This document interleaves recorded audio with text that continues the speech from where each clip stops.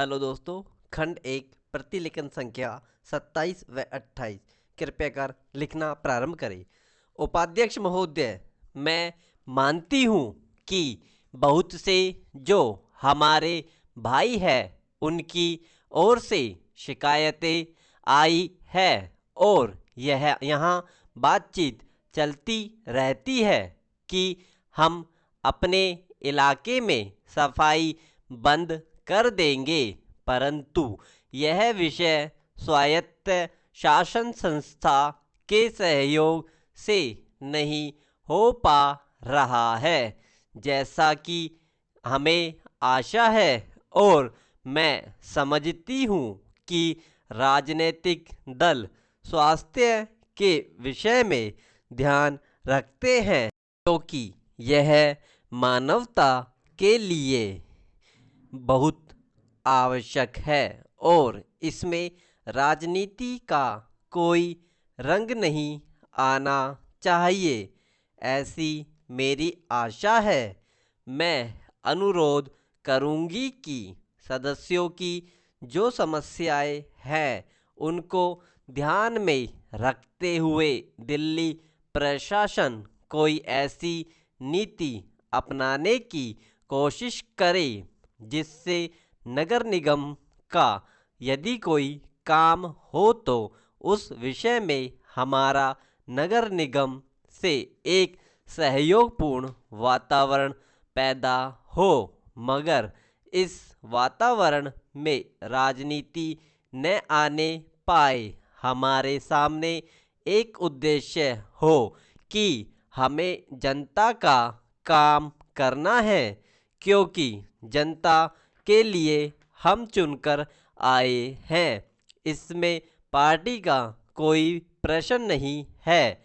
दूसरी बात, मैं यह कहना चाहता हूँ कि अनाथ बच्चों के लिए जो इस बजट में प्रावधान किया गया है कि उनके लिए केंद्र बनाए जाएंगे, तो मैं समझती हूँ कि इन केंद्रों के साथ साथ बेसहारा महिलाओं के लिए जो कि समाज से तिरस्कृत है, ऐसी महिलाओं के लिए जगह जगह इस प्रकार के केंद्र खुलने चाहिए जहां उन्हें रोजगार सिखाया जाए और साथ ही साथ आर्थिक रूप से स्वतंत्र बनाने की तरफ भी प्रयत्न किया जाए।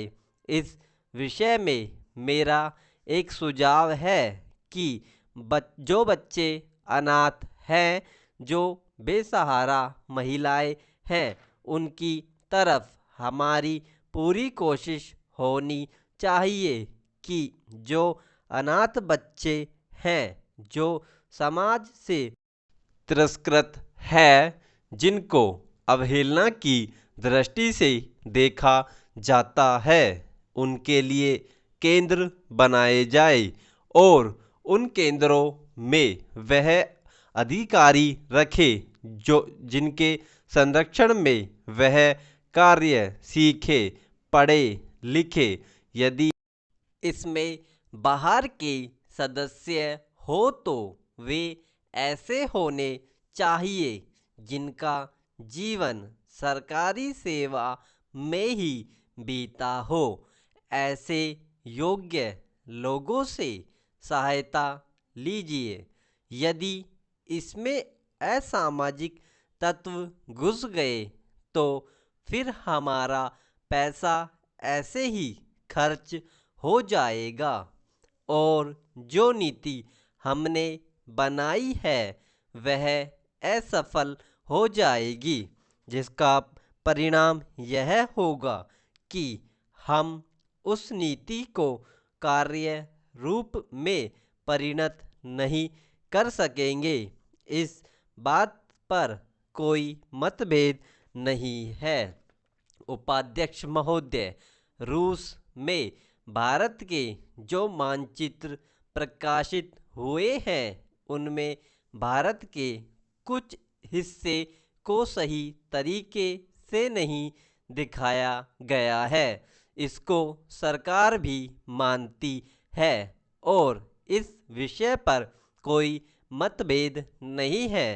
प्रश्न यह है कि अगर किसी देश ने हमारे देश का गलत मानचित्र प्रकाशित किया है तो एक सरकार के रूप में भारत सरकार का जो कर्तव्य है उसने उसको निभाया है या नहीं, और अगर निभाया है तो किस प्रकार से निभाया है।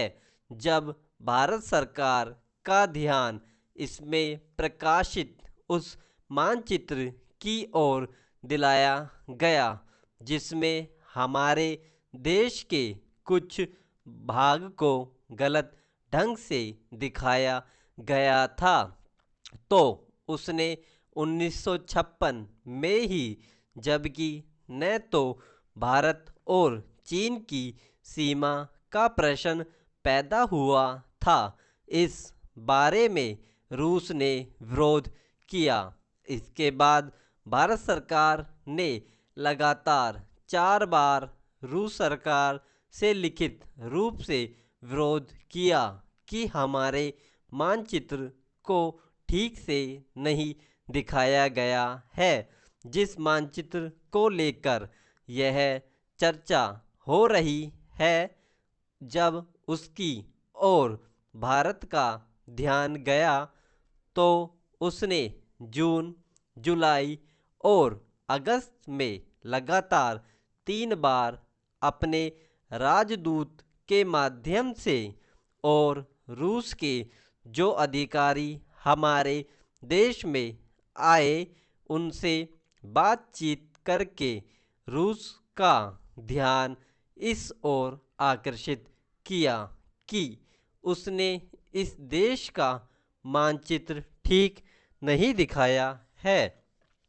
प्रश्न यह है कि जिस मानचित्र के बारे में हम चर्चा कर रहे हैं उसके बारे में हमें चिंता होनी चाहिए या नहीं।